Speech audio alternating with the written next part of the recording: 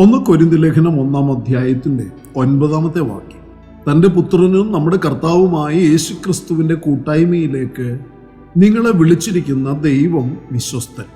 ജീവവചന ധ്യാന ചിന്തയുടെ എല്ലാ കേൾവിക്കാർക്കും അനുഗ്രഹീതമായ പ്രഭാത വന്ദനം ആശംസിക്കുന്നു. കൂട്ടായ്മയും അഭിഷേകവും എന്ന ഒരു വിഷയം നാം ചിന്തിക്കുവാൻ താല്പര്യപ്പെടുകയാണ്. കുടപ്രഭുക്കളെ, വിളിക്കുന്ന ദൈവം ഇന്നും തൻ്റെ കൂട്ടായ്മയിലേക്ക് അനേകരെ വിളിച്ചുകൊണ്ടേയിരിക്കുന്നു. നമ്മെ അപ്രകാരം വിളിച്ച ദൈവത്തെ ഏറെ നന്ദിയോടെ സ്തോത്രം ചെയ്യുവാൻ ഓരോ ആധരങ്ങളും ഈ പ്രഭാതത്തിൽ തുറക്കപ്പെടട്ടെ. വിളിക്കുന്ന ദൈവം വിശ്വസ്തൻ. നമ്മെ വിളിച്ചിരിക്കുന്നത് പ്രിയരെ അവൻ്റെ കൂട്ടായ്മയിലേക്കാണ്. ദൈവമായുള്ള കൂട്ടായ്മയിലേക്ക് നമ്മളെ വിളിച്ചിരിക്കുന്നു. വിളിയിൽ ദൈവം വിശ്വസ്തനായിരിക്കുന്നത് പോലെ വിളിക്കപ്പെട്ടവരും വിശ്വസ്തരായിരിക്കേണ്ടതുണ്ട്.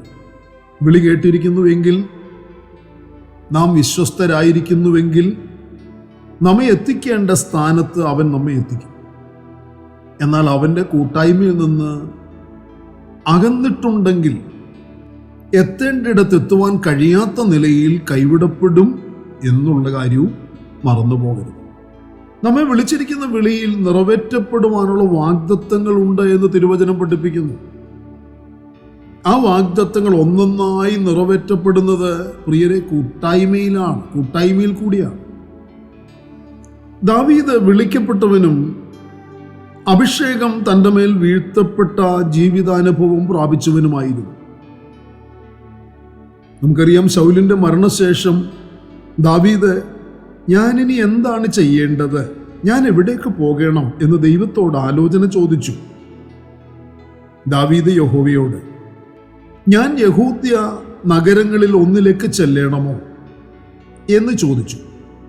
യഹോവ അവനോട് ചെല്ലുക എന്ന് കൽപ്പിച്ചു. ഞാൻ എവിടേക്ക് ചെല്ലേണ്ടുവെന്ന് ദാവീദ് ചോദിച്ചതിന് ഹെബ്രോനിലേക്ക് എന്ന് അരുളപ്പാടുണ്ടായി. 2 ശമൂവേൽ 2-ന്റെ 1-ാമത്തെ ദൈവം ദാവീദിനോട് കൽപ്പിച്ചത് നീ ഹെബ്രോനിലേക്ക് തന്നെ പോകുക എന്നുള്ളതാണ്. ഹെബ്രോൻ എന്നതിന് കൂട്ടായ്മയുടെ ഇടം എന്നാണ് അർത്ഥം. സിക്ലാഗിൽ പാർക്കുമ്പോഴാണ് ഹെബ്രോനിലേക്ക് പോകാൻ ദാവീദിന് അനുവാദം ലഭിക്കുന്നത്. പ്രിയരെ, പരാജയത്തിൻ്റെയും തകർച്ചയുടെയും അപമാനത്തിൻ്റെയും സ്ഥലമായിരുന്നു സിക്ലാഗ്. അവിടെയായിരുന്നു ദാവീദ് പാർത്തിരുന്നത്. അവിടെ താൻ താമസിക്കുമ്പോൾ ഇതൊക്കെയും ദാവീദ് അനുഭവിക്കേണ്ടി വന്നു. പരാജയം അനുഭവിക്കേണ്ടി വന്നു, തകർച്ചകൾ നേരിടേണ്ടി വന്നു, അപമാനങ്ങൾ സഹിക്കേണ്ടി വന്നു. ദാവീദിന് പറയുവാൻ ഏറെ നഷ്ടങ്ങളും അപമാനങ്ങളും ഒക്കെ ഉണ്ടായ ഇടമാണ് സിക്ലാഗ്. അമാലേക്യർ ദാവീദിനുള്ളവരെ കവർന്നുകൊണ്ട് പോവുകയും താൻ പാർത്ത ഇടം അമാലേക്യരാൽ തീ വെച്ച് നശിപ്പിക്കപ്പെടുകയും ചെയ്തിരുന്നു എന്ന് തിരുവചനത്തിൽ നമ്മൾ വായിക്കുന്നുണ്ട്. എന്നാൽ ഇപ്പോൾ ദൈവം ദാവീദിനോട് അരുളി ചെയ്തിരിക്കുന്നത് സിക്ലാഗ് വിട്ട് ഹെബ്രോനിലേക്ക് പോകുവാനാണ്. തകർച്ചയും അപമാനങ്ങളും വിട്ടെഴുന്നേറ്റ് കൂട്ടായ്മയുടെയും അനുഗ്രഹത്തിൻ്റെയും ഉയർച്ചയുടെയും മാന്യതയുടെയും സന്തോഷത്തിൻ്റെയും ഇടമായ ഹെബ്രോനിലേക്ക് ദൈവം ദാവീദിനെ വിളിച്ചു. അങ്ങോട്ട് തന്നെ പോകുവാൻ ദാവീദിന് നിർദ്ദേശം കൊടുക്കുന്നു. ദാവീദ് തൻ്റെ കുടുംബത്തെയും കുഞ്ഞുങ്ങളെയും ദാസീദാസന്മാരെയും തനിക്കുള്ളതിനെയൊക്കെയും കൂട്ടി സിക്ലാഗ് വിട്ട് ഹെബ്രോനിൽ പോയി പാർത്തു. ദാവീദ് ഹെബ്രോനിൽ വന്ന് പാർക്കുന്നു എന്നറിഞ്ഞ യഹൂദ പുരുഷന്മാർ വന്ന് അവിടെ വെച്ച് ദാവീദിനെ യഹൂദ ഗൃഹത്തിന് രാജാവായിട്ട് അഭിഷേകം ചെയ്തു.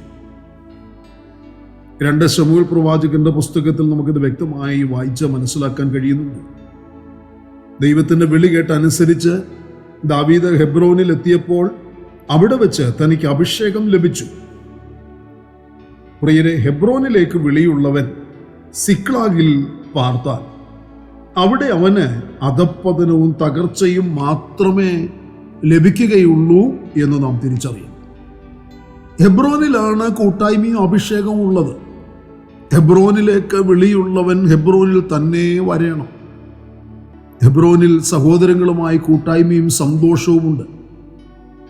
തലയിൽ വീഴ്ത്തപ്പെടേണ്ട അഭിഷേകം വീഴ്ത്തപ്പെടാൻ ഹെബ്രോനിൽ തന്നെയാണ് വരേണ്ടത്. സഹോദരന്മാർ ഒത്തൊരുമിച്ച് വസിക്കുന്നിടം ഹെബ്രോനാണ്.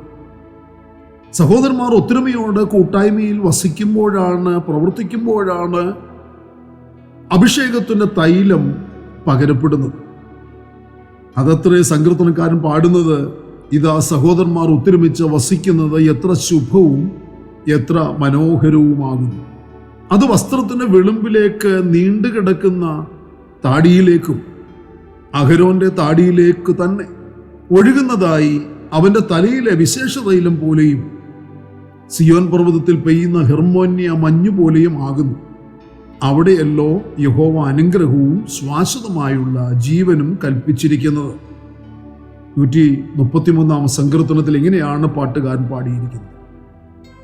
അഹരോൻ മഹാപുരോഹിതനാണ്. മഹാപുരോഹിതൻ യേശുക്രിസ്തുവിന് നിഴലാണ്.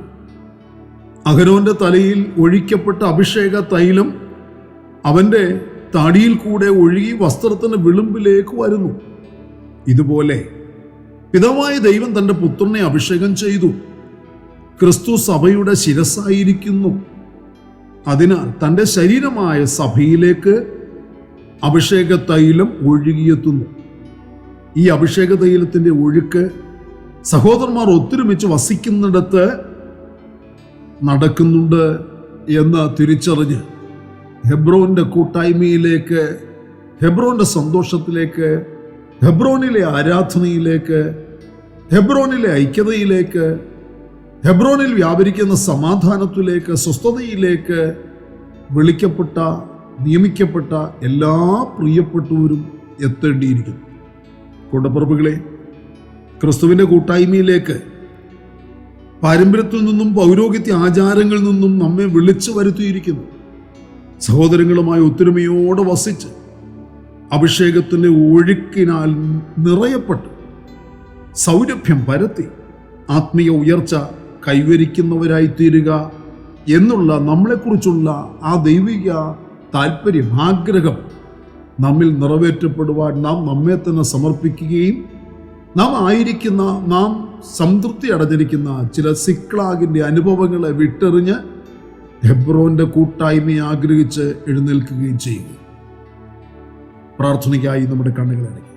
പരിശുദ്ധനായ ഞങ്ങളുടെ സ്വർഗീയ പിതാവേ, അനുഗ്രഹീതമായ നല്ല ദിവസത്തിൻ്റെ പ്രഭാത സമയത്തിനായി കർത്താവിനെ സ്തുതിക്കുന്നു. ഇന്ന് പകലിൽ കേൾക്കപ്പെട്ട വചനത്തിൻ്റെ സന്ദേശത്താൽ ഞങ്ങൾ അനുഗ്രഹിക്കപ്പെടുവാൻ ഞങ്ങളെ തന്നെ സമർപ്പിക്കുന്നപ്പ. കൂട്ടായ്മയും അഭിഷേകവും പ്രാപിച്ച് ദൈവിക ആഗ്രഹങ്ങൾ ഞങ്ങളിൽ നിറവേറ്റപ്പെടേണ്ടതിന് വേണ്ടി ഞങ്ങൾ ദാഹമുള്ളവരായി അപ്പൻ്റെ സന്നിധിയിലേക്ക് കർത്താവേ ഞങ്ങൾ കടന്നു വരുന്നു. അങ്ങ് ഞങ്ങളെ അനുഗ്രഹിക്കണമേ, ദൈവകൃപ കൊണ്ട് നിറയ്ക്കണമേ, അഭിഷേകത്തിൻ്റെ ശക്തിയാൽ നിറയ്ക്കണമേ. മാനിക്കപ്പെടുവാൻ, ഉയർത്തപ്പെടുവാൻ, അനുഗ്രഹിക്കപ്പെടുവാൻ, കർത്താവിനാൽ പ്രയോജനപ്പെടുവാൻ ഇടയാകണമെന്നുള്ള ആഗ്രഹത്തോടെ ഇന്നിൻ്റെ പകലിലും ദൈവകൃപ ഞങ്ങൾ ചോദിക്കുന്നു. ദൈവത്തിൻ്റെ അഭിഷേകം ഞങ്ങളുടെ മേൽ ഇന്ന് പകൽ ചൊരിഞ്ഞു തരും. ഇന്ന് വ്യത്യസ്ത വിഷയങ്ങളെ മുമ്പിൽ ഭാരപ്പെട്ട് പ്രാർത്ഥിക്കുന്ന മക്കൾക്ക് ചില മറുപടികളും വിടുതലുകളും കൊടുത്താട്ട് കർത്താവ്. പ്രാർത്ഥന കേട്ടവൻ കൃപയ്ക്കായി സ്തോത്രം. സകലതും ഞങ്ങൾക്ക് വേണ്ടി ജീവൻ തന്നു യേശുക്രിസ്തുവിൻ്റെ ധന്യമായ നാമത്തിൽ താഴ്മയോട് അപേക്ഷിക്കുന്നു. ദയ തോന്നി കേൾക്കുമാറാകണമേ. ആമേൻ. പ്രിയ വചനങ്ങളാൽ പരിശുദ്ധനായ കർത്താവ് എല്ലാവരെയും അനുഗ്രഹിക്കട്ടെ. നമ്മുടെ വാഴ്ത്തപ്പെട്ട കർത്താവിൻ്റെ വരവ് അടുത്തിരിക്കുന്നതിനാൽ അവൻ്റെ വരവിന് വേണ്ടി അധികം ശ്രദ്ധയോടെ നമുക്ക് ഒരുങ്ങി കാത്തിരിക്കാം. മാറാനാഥ.